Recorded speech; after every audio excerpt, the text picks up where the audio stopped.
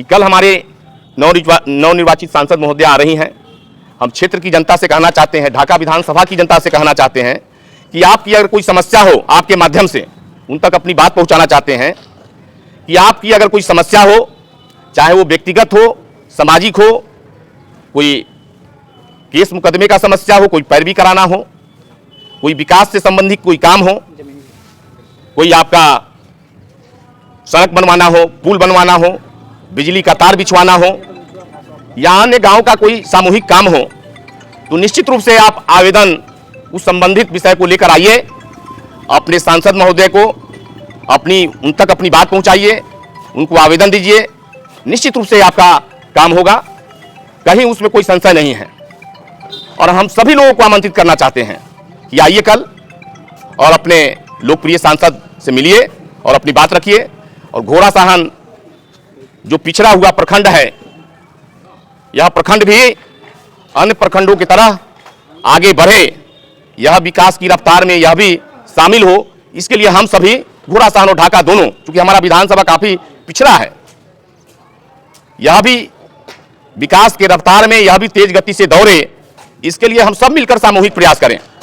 जब तक master plan के साथ घोड़ासहन बाजार में नाला और सड़क का निर्माण नहीं होगा, तब तक घोड़ासहन की दुर्दशा से हम वंचित नहीं रह सकते। लेकिन मेरा मानना है और मुझे विश्वास भी है कि हमें इतना मजबूत नेता मिला है कि घोड़ासहन के लोगों के पीड़ा, दुख बहुत जल्द दूर होने वाले हैं। क्योंकि मैं भी घोड़ासहन का रहने वाला हूं, यहां का निवासी हूं,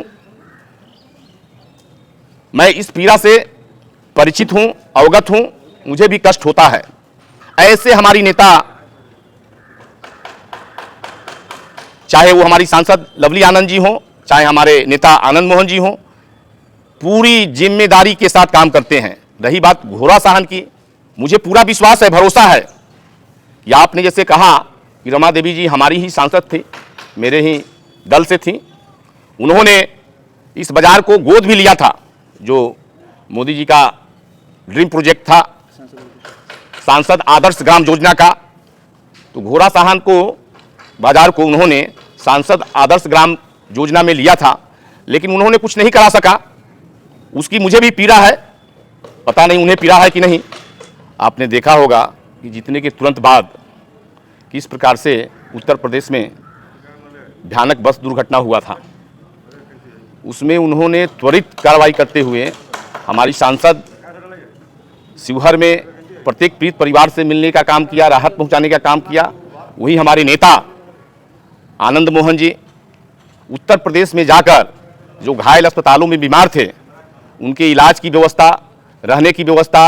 और यहाँ तक उत्तर प्रदेश सरकार से बातचीत करके उसको अनुदान दिलवाने का काम किया। अब रही बात घोड़ासहन की, तो आनंद मोहन जी तो हमेशा आते रहते हैं, जीतने के बाद भी कई बार आए हैं,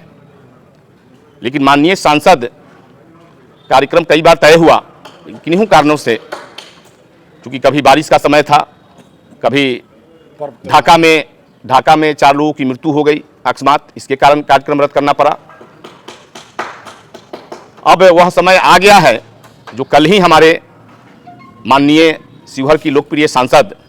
श्रीमती लवली आनंद जी और लोकप्रिय राष्ट्रीय समाजवादी नेता, जन जन के दिलों में राज करने वाले ऐसे प्रभावशाली नेता आनंद मोहन जी का कल घोड़ासहन की इस पावन धरती में ठाकुर राम मथुरा प्रसाद उच्च विद्यालय के प्रांगण में आगमन हो रहा है। उनके साथ और कई वरिष्ठ नेता आ रहे हैं, जैसे पूर्वी चंपारण के विधान परिषद सदस्य बड़े भाई श्री महेश्वर सिंह जी, डॉक्टर खालिद अनवर जी, नेपाल से भी कई नेता आ रहे हैं। जैसा आप जानते हैं कि हमारा नेपाल से बेटी रोटी का संबंध है, इस नाते भी हम कोई कार्यक्रम करते हैं, राजनीतिक, सामाजिक, अन्य क्षेत्रों में भी कोई कार्यक्रम होता है, तो हम अपने पड़ोसी देश, जो पड़ोसी मुल्क नेपाल है, वहाँ के लोगों के यहाँ हम लोग जाते हैं कार्यक्रम में, वहाँ के लोग हमारे यहाँ आते हैं। तो ऐसे हमारे कई गणमान्य अतिथि आने वाले हैं, इस सब की तैयारी हो रही है।